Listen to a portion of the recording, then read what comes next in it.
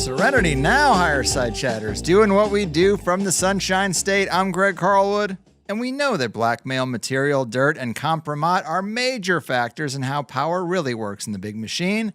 And some very dark things are done to cultivate that material, from various forms of well-crafted compromising scenarios and engineered entrapment, often involving planting assets in one's life, honeypot operations, and as we've seen several times before, from the Franklin scandal to Diddy and Epstein, sex parties and prostitution and houses rigged to the brim with surveillance equipment. And in recent years, we've learned enough to know that the rot runs deep and there's plenty of dark secrets to keep in a given file. Well, antivirus and cybersecurity pioneer John McAfee had the expertise and opportunity to acquire such information and claimed on much more than one occasion to have acquired a good sum of it on a wide range of powerful people through spyware. So when he dies of an alleged suicide in a Spanish prison after repeated claims he would never kill himself and not to trust reports that say he did, even going so far as to launch a token called WHACKD and get it tattooed on his arm, I think it's right to be a bit skeptical and worth looking into a bit further.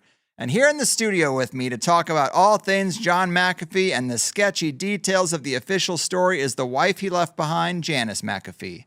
After 10 years as a prostitute in Miami, he became her John with a capital J, and it turned into love and marriage, and they were together for 8 years before his aforementioned death on June 23, 2021. She now tries to keep his legacy alive and keep the pressure on when it comes to what increasingly seems like a cover-up. So let's get into it with the infamous Mrs. McAfee, tamer of a true wild man. Janice, thanks for being here. Thank you for that awesome introduction. My John with a capital J. I thought that was clever. That was very clever. Thank you for that. Oh, man. So I'm really happy that this worked out, that we could do this in person. Yeah. Obviously, we all know it's very hard to lose the ones we love, especially with so many unanswered questions. And I hoped for this we could kind of work backwards and build up to some of the big mysteries that I see so many posts about when you go down the John McAfee rabbit holes. Yeah. So let's start with his death in a Barcelona prison in June of 2021. He was arrested 8 months earlier on U.S. federal charges of tax evasion, failure to file tax returns, and promoting cryptocurrencies for personal gain without reporting the income. He was set to be extradited back to the States, and the official story is that he committed suicide in his cell by hanging via shoelaces before that could happen. Now, let's start out with why people should doubt that official story. What are the big red flags that something is off? The first thing I think was that the prison opened up an investigation into his death. I don't think, as I was told, that's not usually the standard procedure, right? You die, you die. That's it. And you know, that's all that there is to it. And also that was suspicious because it was actually the prison, it had to have been the prison that leaked the information of him being dead in the first place, right? And so that is also how I found out myself how John was dead. I didn't find out from the prison. They didn't call myself or either of his attorneys to let him know that he was dead. Also, when I went to the prison to collect his belongings, I was able to speak with the head of the guards, the prison guards. He's kind of like the boss of them, I guess, or supervisor, I don't know, exact title. And he was very troubled by John's death. It was a surprise and a shock to him, a surprise and a shock to everyone in the prison that John was dead, because there was no sign of this being on his mind, right? There was no change in his persona as they knew him. You know, they knew John to be like a very engaging guy, fun, you know, laughing, cracking jokes, very, you know, always, you know, not kind of secluded or anything like that, right? He was the same self, you know, even after he had come back from court receiving this news that there was going to be an extradition, which, by the way, was not going to happen within the next day, week, month, or year, right? It was going to take time. Which is addressing one of the big things you'll see in the comment sections, which is people saying, well, he knew he was in a lot of trouble. He's facing 30 years, so he just offed himself. And it's like... Yeah, he rage quit. I heard that a lot. Rage quit is a great term for it. But I definitely don't think that adds up because there could be appeals. You know, he's been in trouble before. Yes. He's not a stranger to it. I think he kind of liked the drama. And so... I definitely don't think that it makes any logical sense if you know the man that he would do such a thing. But his last words to you was, I don't know if it was that day, but it was. I spoke to him that day. Okay. Twice that day. And he said, his last words to me was that I love you and I'll call you later. So we spoke every day once he was processed and he had gone through whatever processes to get into the prison, getting logged in or whatever. And so after that, we began speaking every day, 3 times a day for 8 minutes. The calls were only 8 minutes long. And so we would speak in the morning, afternoon, and then in the evening. And so I spoke to him before he went to court. I spoke to him after he went to court. Neither time would I say that his mood had shifted or that he didn't sound like himself or that there was some sort of warning, in either of those conversations. He was definitely disappointed with the decision, but it wasn't a surprise. We knew that they were going to grant the extradition. It was obvious, but John had a team of attorneys that was working on his case. We had 2 U.S. attorneys because there were 2 cases, one in Tennessee related to the taxes, and then one that the SEC brought later after he was in custody for various activities related to the crypto projects he was involved in. Then we had 2 Spanish attorneys. The initial attorney was not very well versed in extradition, and then we later hired someone who was an expert in extraditions and going up against the U.S. We also had a UK attorney because John had dual citizenship. So we were working all angles, and we all understood that they were going to grant the extradition, and we were already prepared for next steps. Yeah. Well, I think that adds some context to those comments that you'll often see. So when you heard he died, my understanding is you were brought in to identify the body, and you were only shown him from the neck up. Yeah. Was anything suspicious about that? I mean, you didn't get to see the tattoos. Usually they say that's a good way you identify someone. Which is what I wanted to see, which is why I fought so hard to get his body, to be able to see that. Another factor, they still are possessing his body. No. I was able to take possession December 14th of 2023, and they wouldn't allow me to see him then either. I think that probably was really against their procedures, but I did ask, and initially the woman there, she was like, I think that's something we could do because John wanted to be cremated. And so I wanted to just ask, can I see him before you do this? And the woman initially agreed, but then she called someone in. Some guy came in, like an hour later, and he was completely blocked it.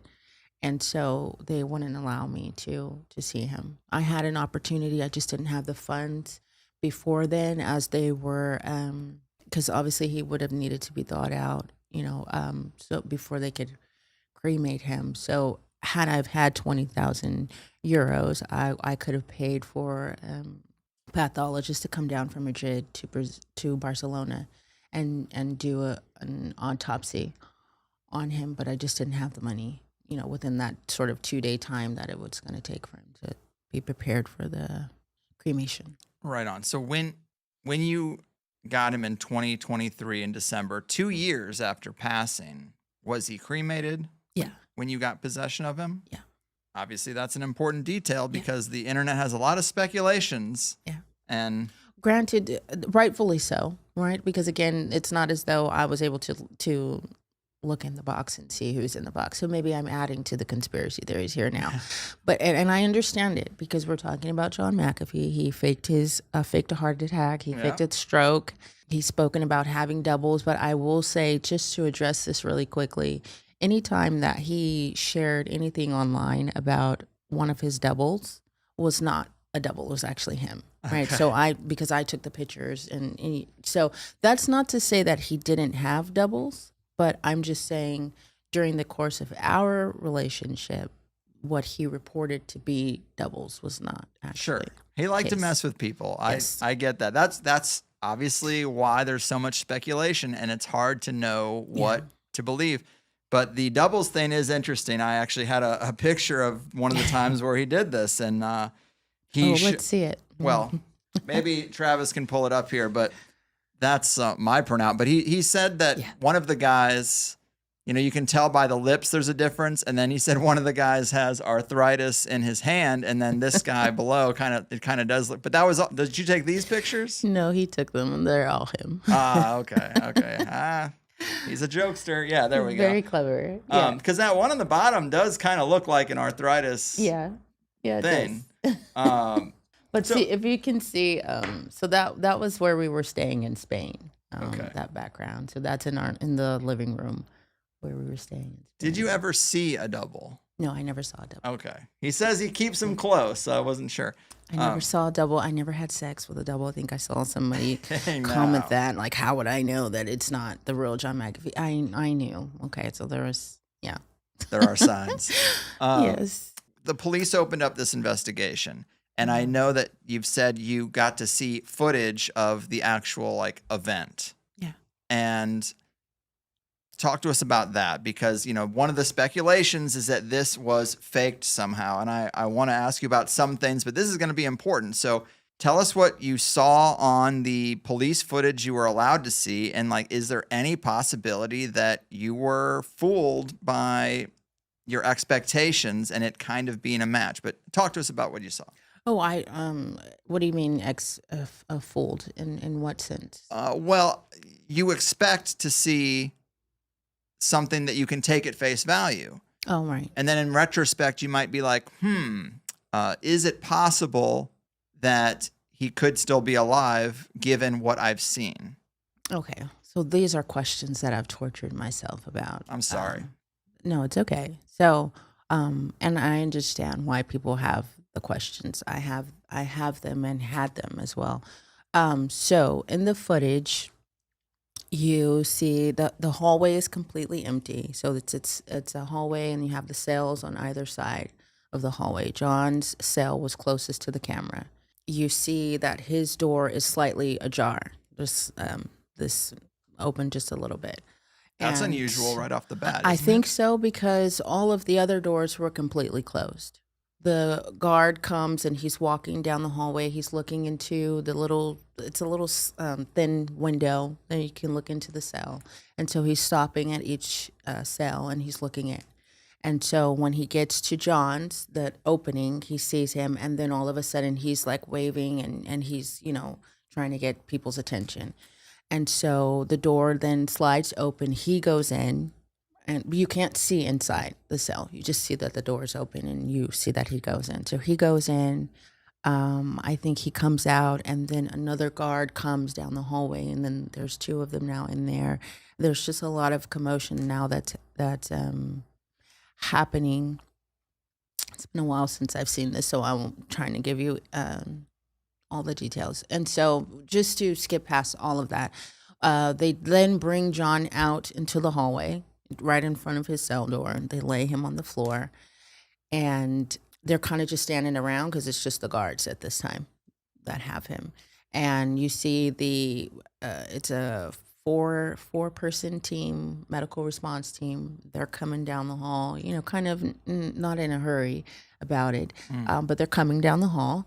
And they kind of all surround his upper body. So there's kind of two on either side up here, and then two on either side here. And there's one with, I don't know what this apparatus is called. They put the thing over the mouth, and then they're pumping the bag. I don't know what that apparatus is called. But anyways, they have that. Sure. Giving him oxygen, presumably. And they are doing chest compressions. And this goes on for over 10 minutes. Right. And then they finally call it or whatever. And they put him back in the cell. The door is closed, and that's that. And That seems weird.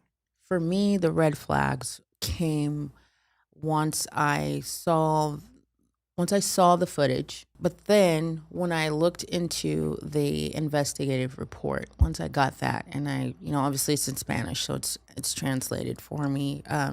But what they said was, so it was reported that John was found dead, and that was not true. He was alive. He was breathing, and he had a pulse. His breathing was shallow. He had a faint pulse, but he was still alive, probably unconscious though. So the need for the the giving him oxygen or doing chest compressions, I'm not sure why that would have been needed, or if that was just standard procedure. So maybe not red flag, but just curious. Yes. Well, he definitely wasn't found dead if they're going to go and do this. You know, they Right. would have checked a pulse and been like, there's nothing we can do. Right. But they Exactly. obviously were trying to get him back. And then, Yeah. my- But this is what was initially reported. This is what was shared all over the world to the press, that he was dead. He was found dead. so often the little details don't add up with the mainstream report that Right. everybody remembers. Right. And I've heard you say that you also noticed on the video that they didn't take the shoelaces off of his neck. Is that right? I didn't notice that from the video. So you can't see that in the video because you can't really see John's face, but you can see what they're doing, but you can't really see him. But it was going through the police report, the investigative report. There were pictures included, and in the pictures, the shoestrings were still around his neck, and it was a lot of shoestrings. It's about this thick worth of shoestrings around his neck. So, and just to address this quickly, because I've seen people comment and say, oh, when you go to prison or when you go to jail, they take your shoestrings. Maybe in America, maybe that's because that is standard procedure. They take your shoestrings and your belt. They'll take anything that you can use to harm yourself. But I don't know that was procedure in Spain, because John, we were able to send John. I was able to send John clothes. So I sent him shoes that had shoestrings in them. And if that was an issue, they would have, not allowed that. So whether that's a discrepancy or not, I'm not sure. Or whether they were lenient in that sense to allow him to have his shoestrings, I don't know. But I do know that I was able to send him shoes with shoestrings just to address that. So the pictures had, him with the noose around his neck. And also another curious thing was that John was, he was found hanging from the window, and there was something attached to the window, attached to him hanging from the window. Where that was attached at, I don't know. It doesn't really say. And that, whatever it was burned. So they used a lighter to burn it to get him down from the window. So we're talking about potential evidence being destroyed, yes. Right. Also, when I went to the prison to collect his belongings, this gentleman that I told you about, who was the head of the guards, he made it a point to let me know that his feet were on the floor when he was found. This was something that stood out to me because that is something that John talked about related to Jeffrey Epstein, and how could he have hung himself and his feet were on the floor? Not to mention, Jeffrey Epstein, his neck was broken in, a few places. And so it became essential for me to get the full autopsy. What happened was, during the investigation that lasted about 8 months, and they refused to release John's body in that 8 months because the investigation was open. And so when they attempted to close the investigation, I was wanting the autopsy, and my attorney advised me that if I didn't make an appeal for the autopsy now, I can't come back and do it later. I have to do it now, or not at all. And so that's what I did. And instead of them releasing his body, they kept his body the entire time while they decided on whether or not to release the full autopsy report. Right. So, on one level, I definitely think that the parallel with Epstein kind of holds water. You got two guys who are in prison in a controlled environment, and they apparently have blackmail files on very powerful people. Yeah. Then suddenly they both commit suicide in very similar ways and with similar details. And one guy specifically said, "I will never do this," and tattooed it on his arm. Yes, it is. It seems like the same old playbook, that they've done before. So to build the argument that powerful people would actually be motivated to kill him in prison, talk to us about the story of the raid in Belize, the gifted computers, and how John seemed to acquire some pretty dark, deep secrets, because it's a little different than the way Epstein did it. Yeah. So John's living in Belize. I'm not sure exactly when he got there or how long he had been living in Belize before all of his troubles began. But while he was there, he opened up a coffee shop because he wanted good coffee. So he opened a coffee shop, and he needed he opened up a taxi ferry service over the water, boat service, because he couldn't get a ferry to come on time, when he needed to be wherever it was. So he opened up that business. I think there were several others, but he turned all of these over to the locals. Right. Also, he had built homes for a couple of his girlfriends that he had there. And one of them in particular, Amy, she was living in an area that was very dangerous. And so he donated equipment and money to the local police so that they could, do their job and she could be living somewhere that was relatively safe.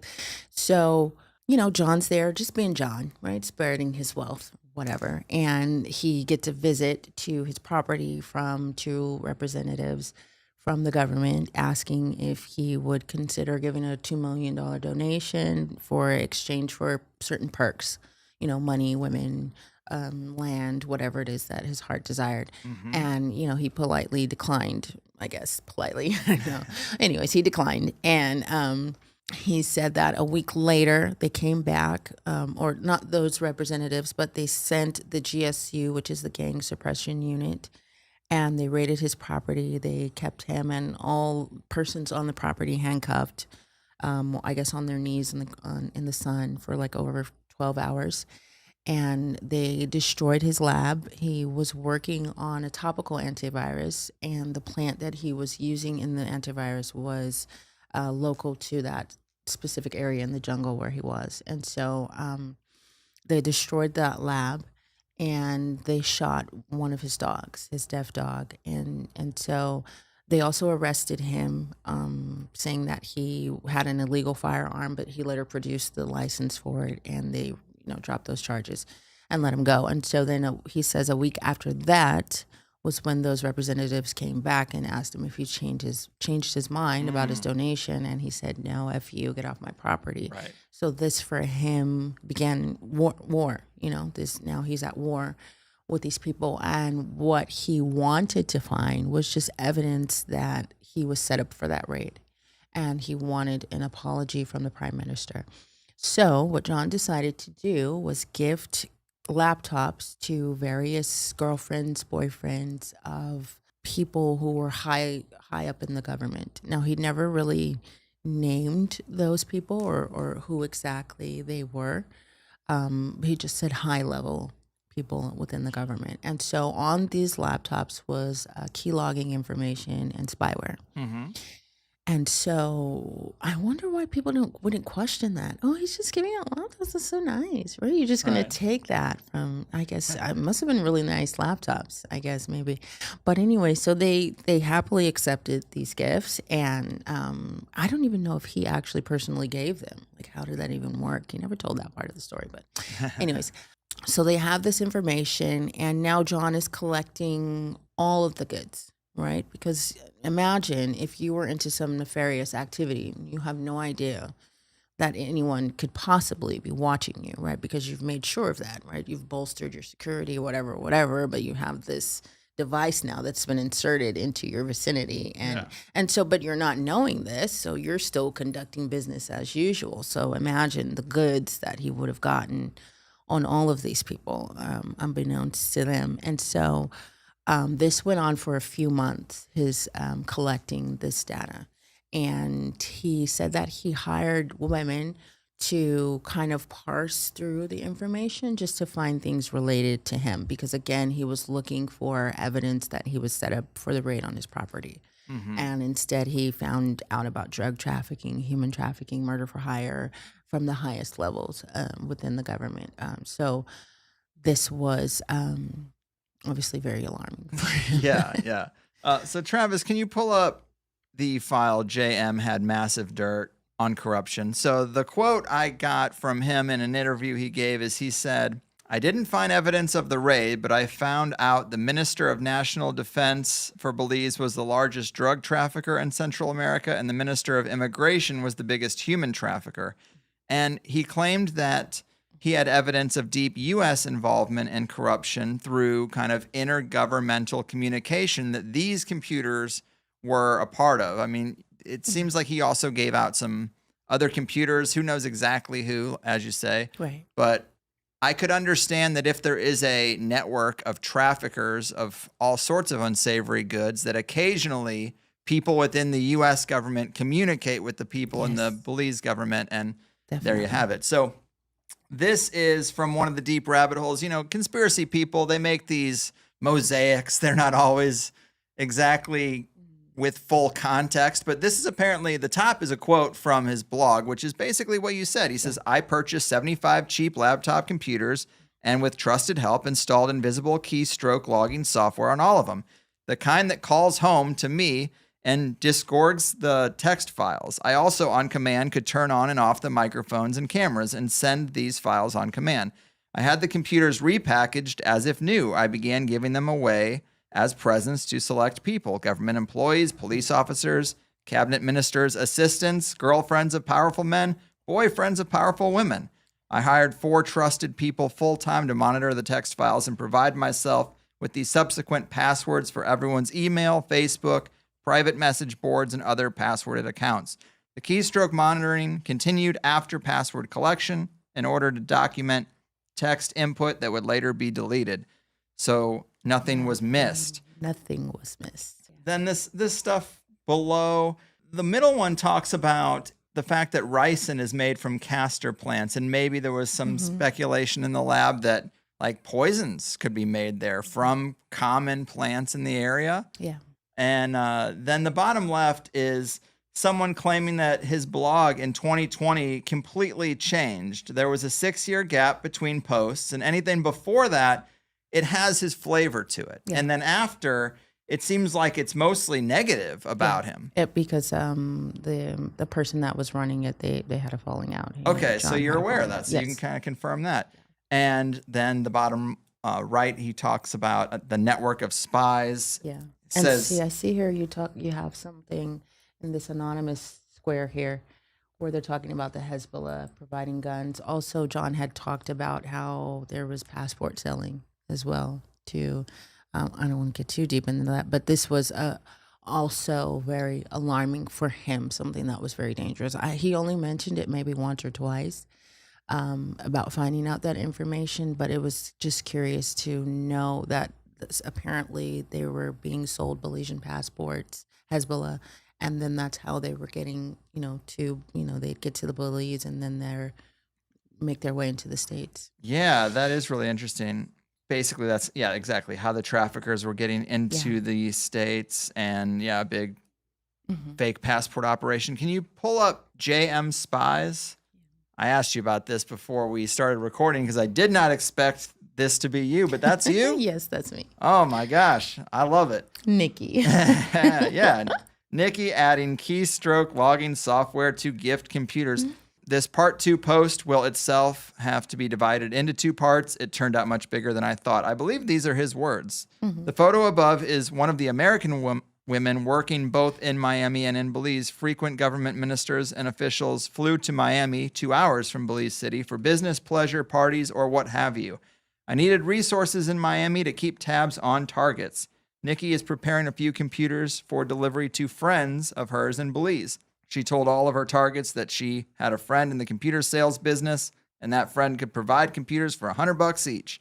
Even government officials like a good deal, so the computers were easy to place. So the reason why I didn't think, it does kind of look like you, but I didn't think it was you because I didn't think the timeline was a very good fit. Because you guys met in 2013. 2012. December 2012. And I thought the seeding of computers was way before that. It was, and there definitely was a Nikki. I was not the Nikki, but obviously he needed someone to post for the... Oh, okay. I gotcha. All right. Yeah. The difficult thing to bring up to someone who lost a person in this fashion is the claims online that he's still alive. Yes. And it's not just online, because you know about the Riding with the Devil Netflix documentary. And just let me read this from AARP, of all places, who wrote an article about John and included this. He could still be alive. When McAfee was deported from Guatemala to the U.S. in 2013, he left his girlfriend Samantha Herrera back in Belize. He landed in Miami and the very next day hired a prostitute, Janice Dyson, whom he would later marry. Dyson was still his wife at the time of his death, but it's Herrera that we see at the end of the film telling director Charlie Russell that she got a mysterious call several weeks after his death. She said it was John, and he told her he paid people off to fake his death and is now living in Texas. Is it true? Herrera comes off as more convincing than you might think, and Russell says he doesn't know. So I have heard you say that you doubt this, and I agree Texas would be a weird place for him to hide out. But have you ever talked to her about this phone call or gotten any more details about it? Because I would definitely probably want to contact that person and be like, what are you talking about? No, I never reached out to her about it. Because it's just for me, it reads as BS. There's nothing, she doesn't come off as believable at all. But if you don't know her, then you would maybe assume that she did. I mean, just the way that it was inserted in there, and the things that she had to say about John were not necessarily favorable. But why would he all of a sudden want to call you and have you? But she not only said that he, had, people help him fake his death. She also said that he said he wanted her to come and meet him somewhere and come run away together. Okay. And you had been together for 8 years. Yeah, and I'm not saying this as a jealous woman or anything, because John had women. That was just what John did. And I didn't demand exclusivity from him, so it just is what it is. But during the course of our being together, whenever Samantha would call, he would actually have me answer the phone, right? Because she would be calling and asking for money. She'd have some sob story about what's going on and why she needs him to send money. Now, I will say, when John left Guatemala and came back to America, he spent like the first 6 months trying desperately to get both Samantha and Amy to the States, because that's what he promised them, that he would do that for them. And he went to attorneys to help with that. But because of all of the heat that he was under, it just wasn't able to happen. I will also say that both Amy and Samantha were the girlfriends that I mentioned who had homes built for them. John built them homes. They were their homes. They had the deed. They had, if they wanted to sell the homes, they could. Now, Amy kept her home, at least from what I understood. Before John died, she kept her home. She was doing very well. He had put her through school, so she was able to graduate from high school, got her a tutor. She's, taught her English. And at the time, which was about 2014, 2015, she was working for one of the wealthiest men on the island. So she had really turned her life around from, her meeting John, no longer working as a prostitute. But Samantha was not the same, she wasn't able to turn her life around in that same sense. And she actually sold her home for much less than what it was worth. And so now this is why she was calling John and asking him, for money. So this is what I have to say about that. Now, that's not to say she didn't get a phone call. I don't know, but I highly doubt it. I very highly doubt it. That is one of the big reasons why people think he might still be alive. And there are others. There was a post on a YouTube channel from January of this year. Have you seen this? No. Have you heard about this? So it looks like him in his normal setup. When he would record things, it looked a little bit like our wall here. Black, soundproofing, and he'd wear his sunglasses.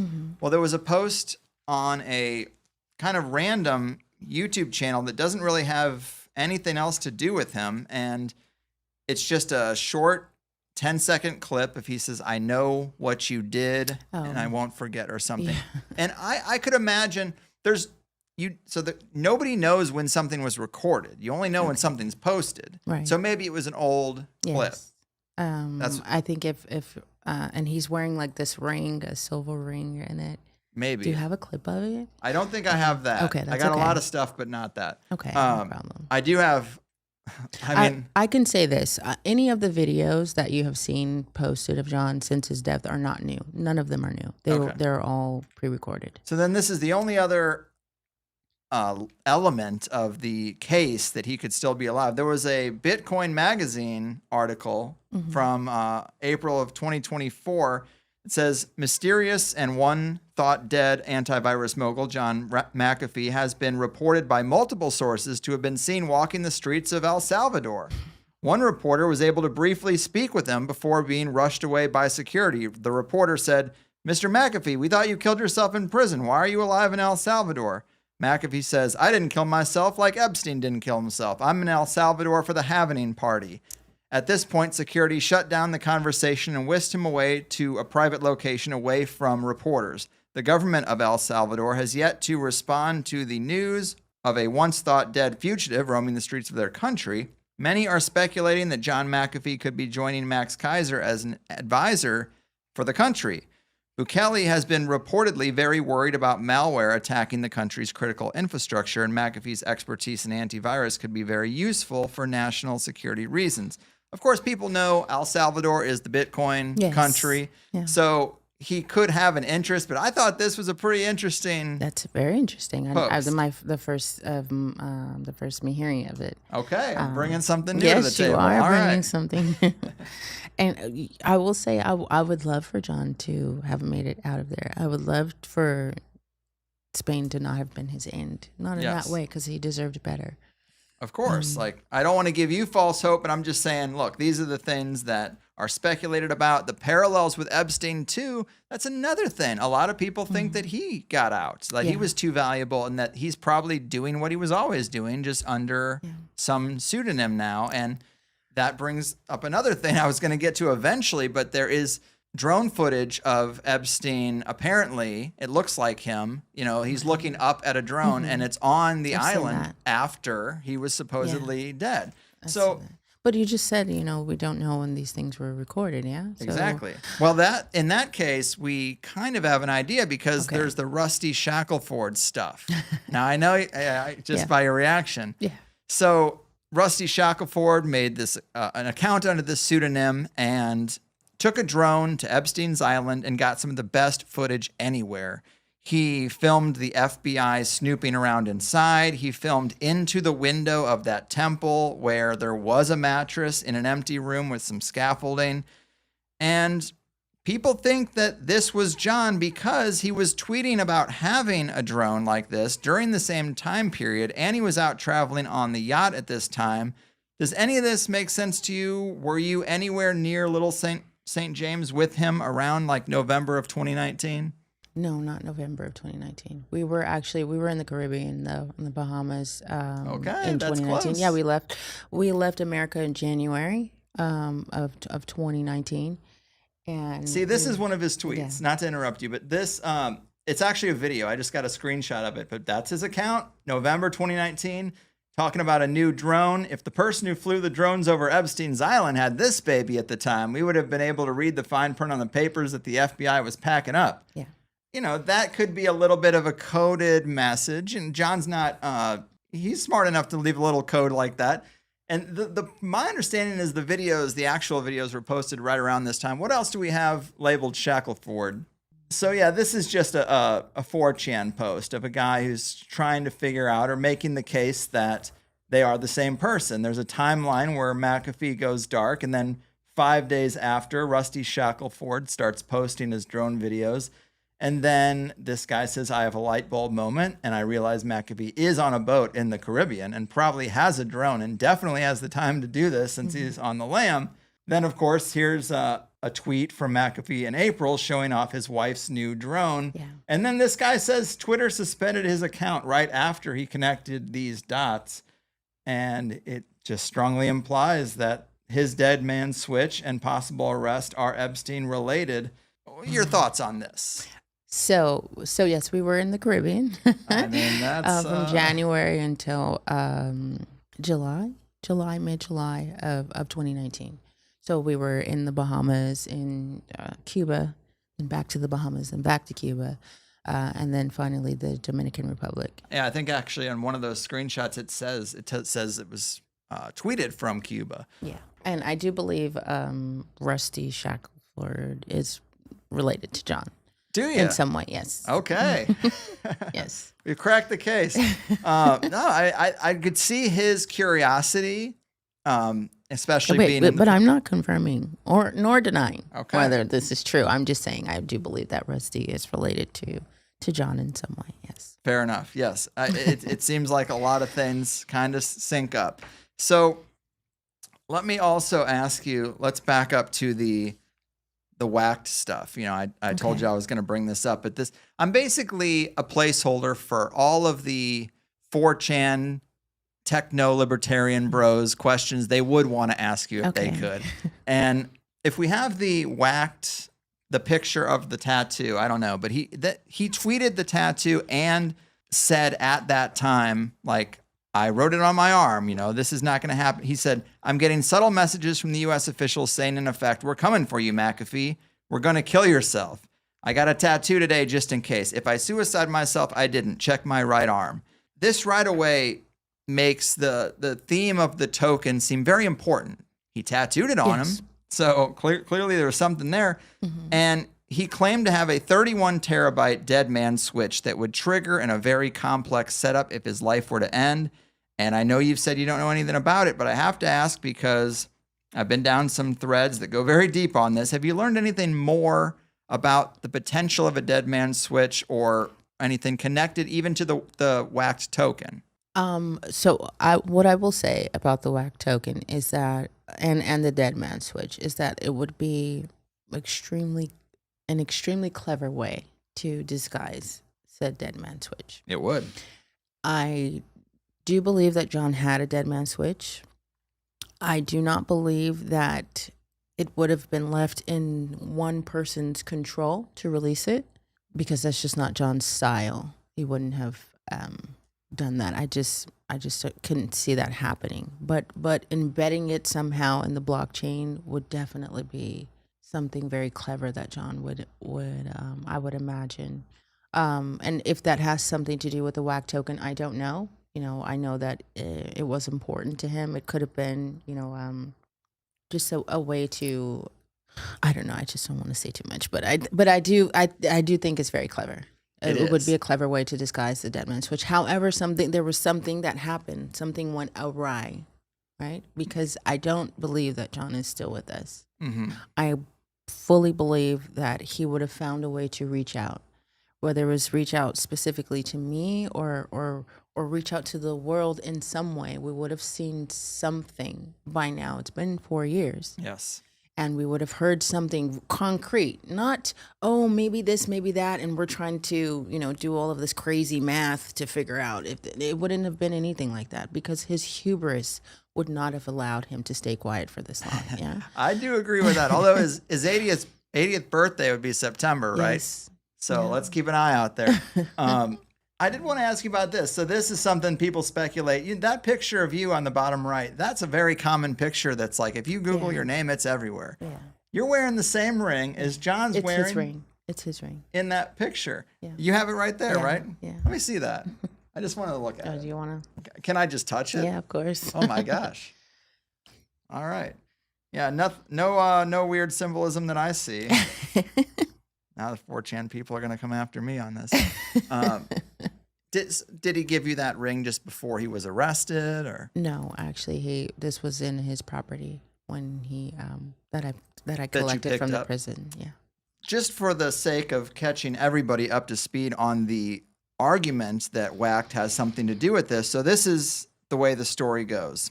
Once the WHACKD token comes out, and of course this tweet gets people to speculate, then they notice that the addresses of the token holders match kind of 31 terabytes of info, because it has 31,721 holders of the token.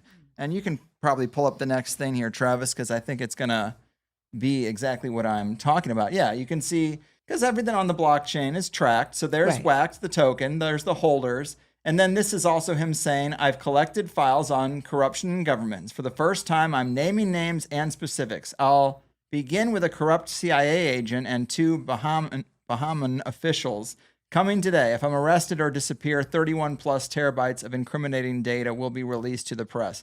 Yeah. So this could be like him just being dramatic and exaggerating, but I don't think so, because he actually got a phone call about that. And I wondered if that actually, is there a follow-up to this tweet or no? There is a follow-up where he talks about that, where he was dissuaded from, but he later does release information about the Bahamian officials And so the reason was because we were chilling in the Bahamas doing what it was we were doing, and he got information that the police chief was going to have John arrested for anything, drunken disorderly or something made up, so that they could just get him into custody and then ship him back to the States. Because and they don't have income tax, and so he could not have been extradited from the Bahamas for that, what we were on the run for. Well, I even think the claims, the charges, let's say, are a little bit suspect. Yes. Because, the whole famous story of Al Capone, he did all this stuff, but he got caught on tax evasion. If they're looking for you, they're going to go this route because everybody has mistakes or things on their taxes. And John didn't, I'm sorry to interrupt, but John didn't have any of that because he wasn't filing. Yeah, he says that exactly. So he wasn't filing. And he also says he's living off money from the sale that happened years ago. So there's no income to claim anyway. Right. This is what he says. But the U.S. government didn't seem to be all that concerned with other crypto scams at the time. Jake Paul's still walking around out there podcasting. He's a major crypto scammer. So and then he's easy to catch too because they know where he is. Yeah. So it seems like this was about something else. Definitely, I think so, because John was not shy about sharing him not paying his taxes. Like, he spoke about it often. Yeah. And everywhere. So if they wanted to, they could come and seize properties and belongings and anything. Anything they could have done while we were living in the States. We were living in Tennessee. It wasn't really unknown that we were in Tennessee. It's like they could have come and found us anytime. Right. So, Travis, can you pull up Whacked Gavin? Because I find this one to be interesting. With wallet addresses, they're always kind of anonymous strings of characters. But at the time, you could actually kind of change that. So you could make it an address that is more like a website, so that if I wanted to have people donate crypto to me, I could make it higherside.eth instead of this crazy string of letters. Right. Well, this is an interesting one where people are looking at the token holders of this Whacked token, and one of them is this.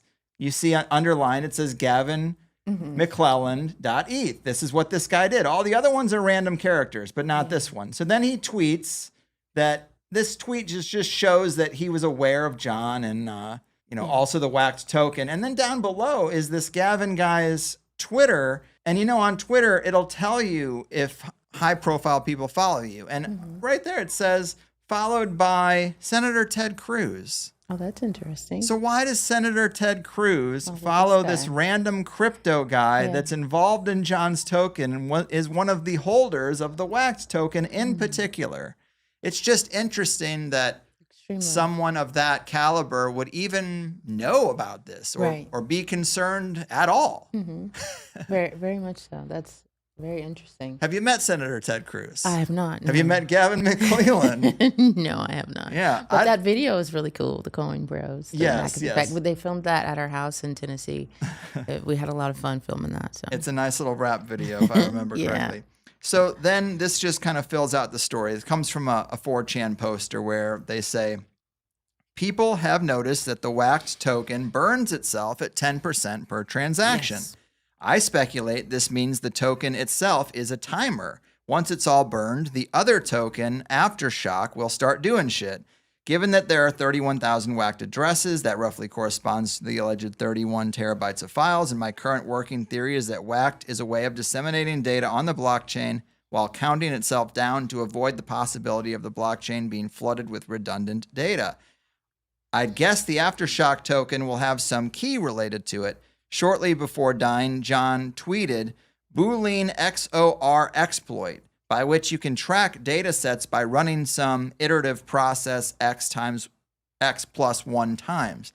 Any tech-minded anons probably want to read those tweets and think about whatever the fuck that means.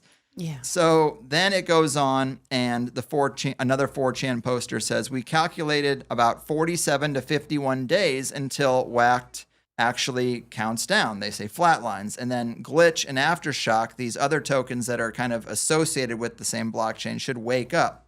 Now, August 11th at this time was 48 days, so well within that window, 47 to 51 days. And August 11th was the day that FEMA and the FCC planned that nationwide emergency test.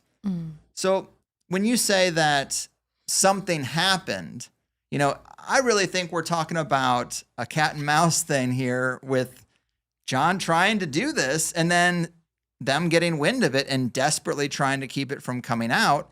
And this is one of those elements. And it goes on to say that there was the big blackouts for Amazon and Facebook and Google at this time.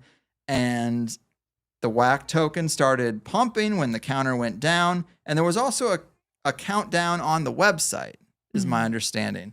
I read a comment from a user who says they were there for the countdown and the site crashed. Then 15 minutes later, a new counter came up counting down to 1 hour, but it crashed again and basically just didn't do anything. So maybe it was compromised. What do you have? Do you have any thoughts on what I'm laying out here? Does this make sense to you? Do you know about the details of this countdown or anything? I don't really know the details about that, but that Boleyn tweet was really, really strange that John wanted me to put out. Because when he was in prison, I was the one tweeting from his account. Yeah, the what tweet? The Boleyn. Oh, that, okay, the thing I read, Boleyn XOR exploit. Yeah, and it definitely seemed like there was a message in there that was meant to be given to whoever was reading the tweet, you know? There was like a series of weird tweets there just before he died. And so... like I said, I think something happened. It should have been released, and something happened to prevent that from happening, I believe. That's what this data kind of suggests. This timeline suggests that. And the other big element of it is the Miami condo collapse. Yeah. Now, I know you hear this gets roped in. Yeah. First off, I wanted to throw in that the WHACD countdown apparently gave coordinates of Highland Park, Texas, 2.4 miles from Dealey Plaza. Another Texas reference. Okay. That is interesting. That is very interesting. I think I might have had that slide, but it's just some coordinates. And then let's talk about the Miami condo collapse, because this is speculated to be the location of the 31 terabyte hard drive, or the actual hard copy of it. And it mysteriously collapsed the day after John supposedly died in prison. The video of it, which I think we might be able to play, the video of this collapse definitely shows, look at the bottom here. Boom. What's that? Yeah. Now, is that electrical equipment and something collapsing under the weight? That looks like a controlled demolition. Yes, looks like sure. 9/11 to me. This is also not a slum. Like I've read people saying that, oh, well, this is just some shitty building on the coast. It's like, no, Miami is not a cheap place to live. No, These not at all. condos are apparently close to $900,000 each. I don't know. That looks very suspicious to me. So you have this building that falls the day after John dies, and then Mossad is brought in. I also have a thing of that. Mossad is brought in to investigate this. Yeah, which was always very strange. Yeah, to what's me. that about? It sounds like first off, it sounds like they know a little bit about blackmail material from other situations, and that maybe they were trying to make sure that it was Allegedly. actually compromised and neutralized. Yes, you got to remind me to say these. Allegedly know these things. I leave myself vulnerable here without enough allegedlys and supposedlys. Now, I'm going to let this go about John potentially being still alive, but okay, so if this was true, if there's any truth to this, you would expect the building to go down and then you kill the person because you've compromised the material. This happened the other way. So the speculation is, what if John was allowed to fake his death on the condition that he gave up the material, hence the building coming down the day after and not before?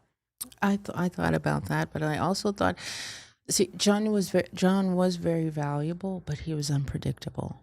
He was uncontrollable. So this made him dangerous.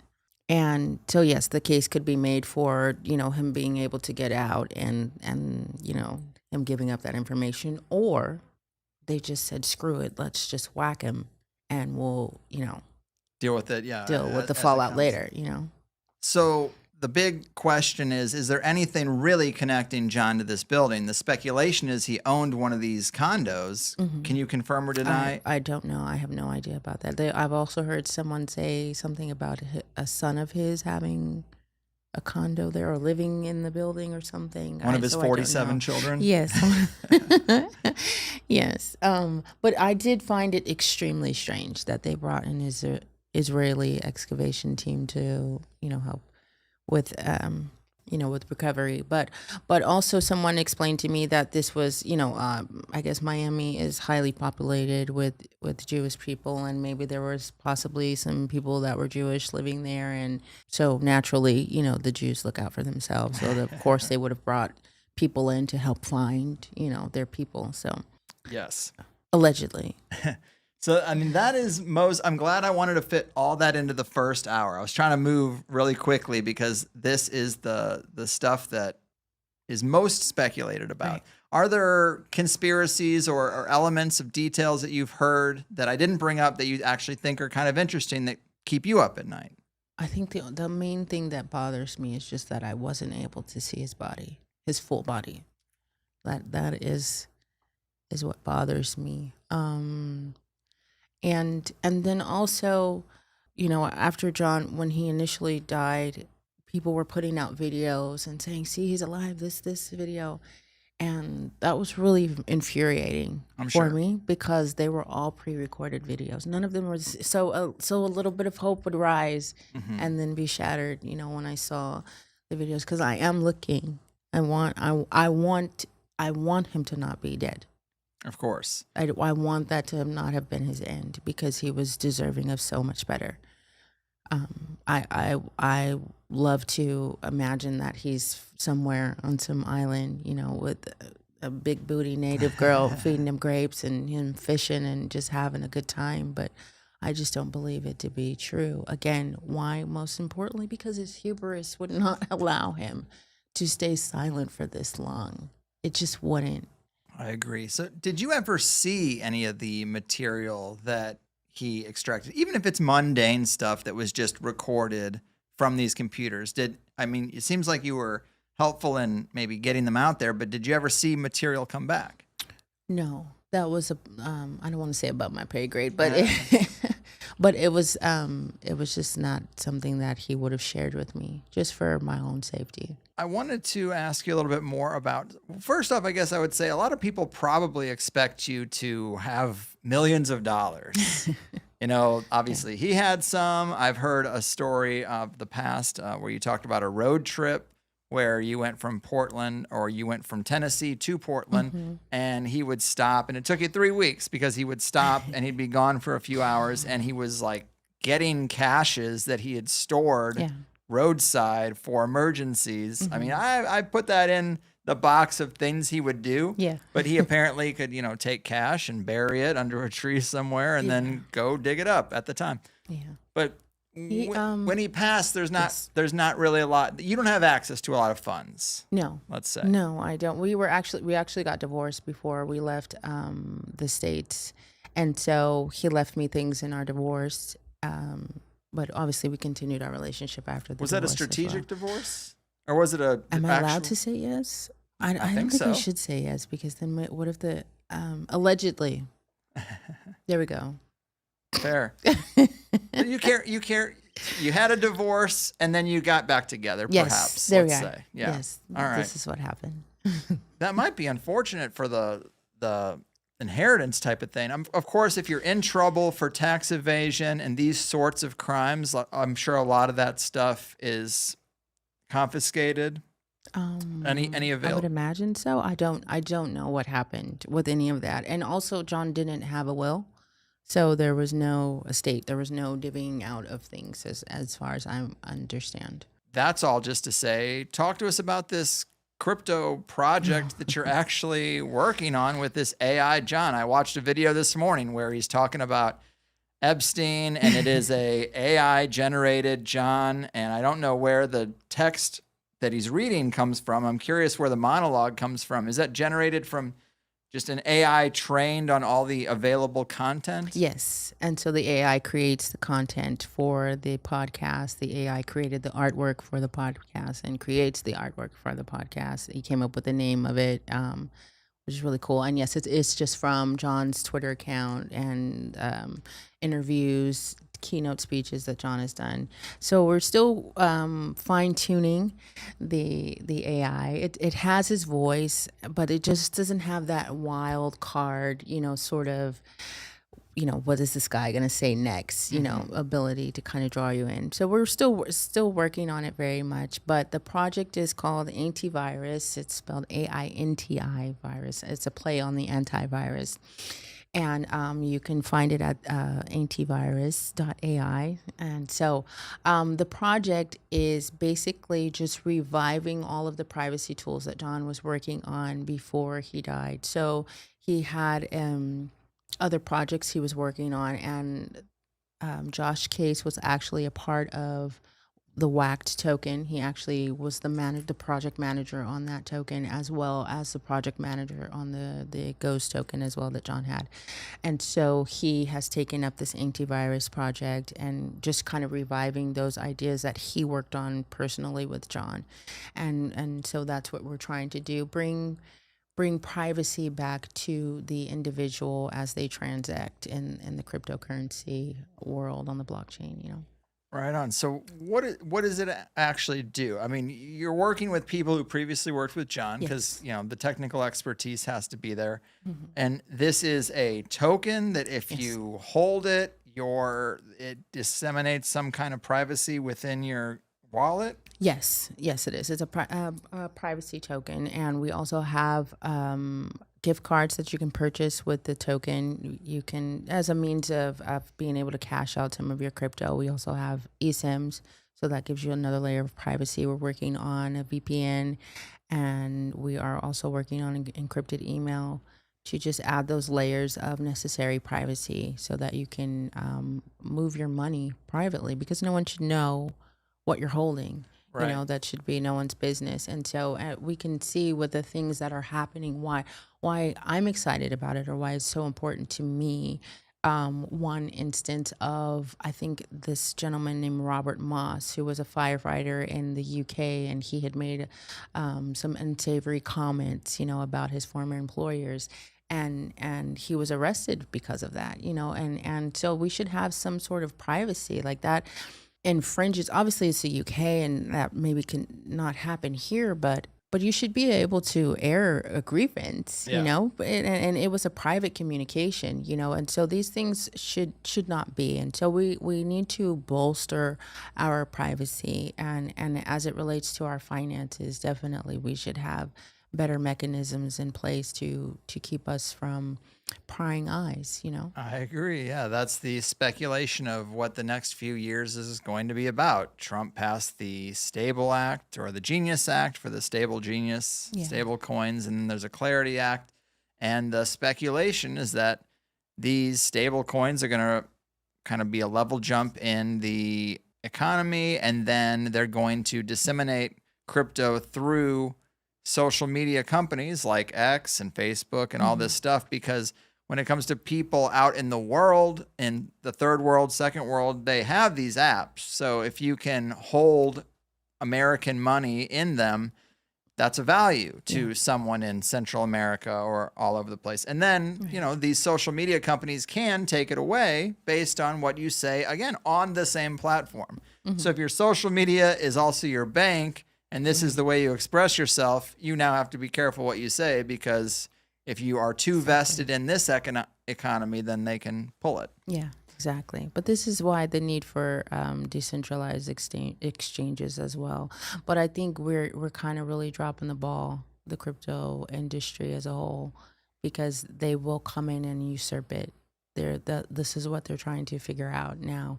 And so what was meant to free us will now just greatly imprison us even more, because we're not coming together as a community, because there's enough on the table for all of us to have our bags moon, you know what I'm saying, and buy Lambos and all of that crazy stuff that we want to do, right?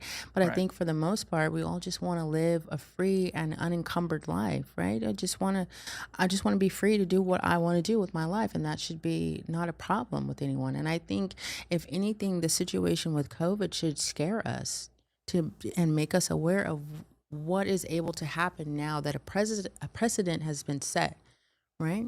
And Yep. so when you do say something that they don't like, we even see with the Canadian truckers who had their bank accounts frozen, right? That's scary.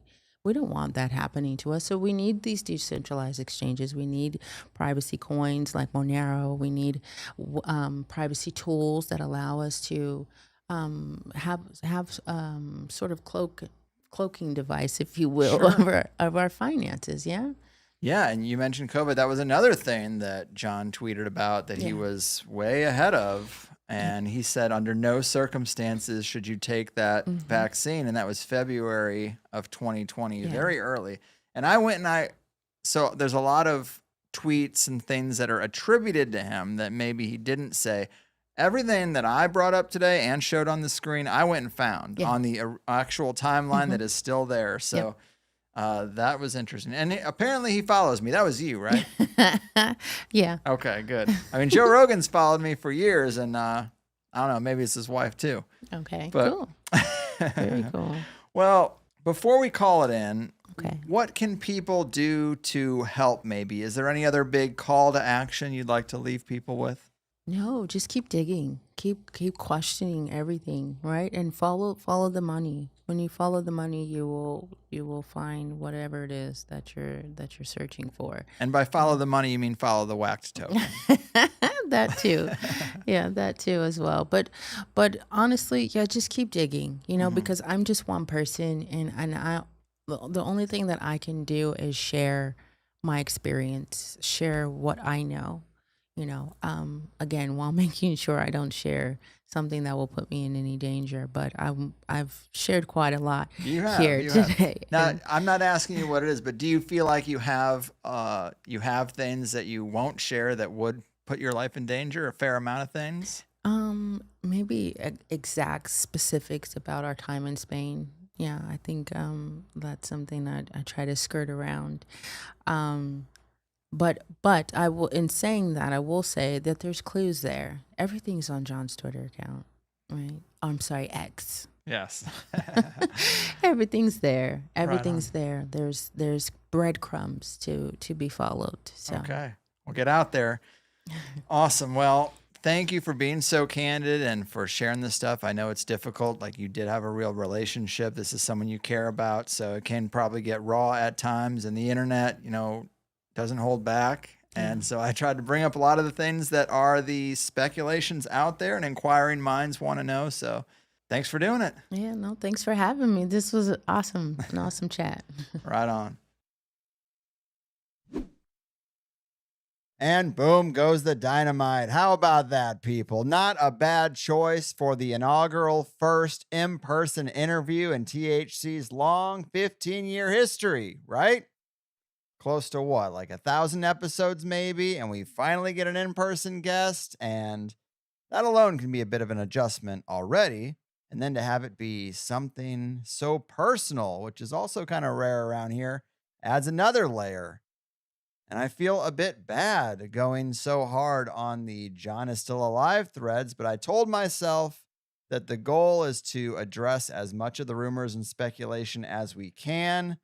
Whether she knows anything about a thing or not, I just want the internet to know I asked. And she's heard it all before. She has made up her own mind about the prospect of John faking his own death, and she's comfortable with her conclusion. I never want to give a person false hope when they lose a loved one, but there are reasons to wonder. I mean, first off, the old girlfriend straight up saying that he contacted her from Texas, the very state where the countdown coordinates pointed to. And in the Reddit thread, there were kind of jokes about going there with a shovel, yet never any true follow up. I'd like to know if there's any more to that story. But then we have the Bitcoin Magazine article. Yeah, that might just be for clicks. But if he were alive, being a Bitcoin maxi and considering his previous locales, El Salvador is sort of convincing. Also, all the stuff with his body, them being so careful about how it was shown to Janice and then holding off for a year and then giving her cremated remains. Hey, maybe that is just what it is, but it's not exactly typical protocol and definitely not confirmation of death. Anyway, then there's all the Epstein parallels. And I'm convinced Epstein is still alive, actually, due to the Rusty Shackleford, I think, drone shot on the island where someone who looks just like Epstein is looking up at the drone with a sort of, well, I don't like that expression on their face. And then there's the ear analysis. You always got to look at the ears. And they're quite different when it comes to the dead body and other photos of Epstein that you can find. Every situation is different. Who knows? And I understand Janice's point about John's ego. But maybe he feels like after getting caught again, there's really no place left to go with all the baggage of his true identity. Hard to say, but if we don't see something on his 80th birthday here in September, then we probably won't. If there ever was going to be a reveal, that's a great time for it, right? But I did enjoy hanging out with Janice. I can't believe I got to actually hold the ring that he was wearing when he was arrested. That's kind of fun, especially since it is part of the curiosity or skepticism that there might be something being signaled. Didn't have any weird logos on it or any symbolism on it as far as I could tell. But Janice is super genuine. All of the conversation before and after the interview was great. She really couldn't have come across as a nicer person or more sincere. I even asked her if she wanted to smoke a joint in the parking lot, and she said no because she's trying to remain on the sober train now, which I understand. If you've seen Running with the Devil, I get why she might make that decision for herself. But I also asked before we got started, as a host, I always ask about promo stuff, especially if it's as complicated as the anti-crypto project that she seems to be working on with the AI John Thane. And I was like, what do I need to know about that? She said, well, it's fine. I don't even really care if we get into that. I just want people to keep asking questions about this story and hear the truth and get to more truth. So I thought that was great too and worth pointing out. And yes, I also just don't want to distract away from the core issue. And the core issue is that this is not a suicide like the official story says. Whether he is alive or not, that's a side issue. The core issue is that they've lied to us about the narrative, it seems, because I don't know how a person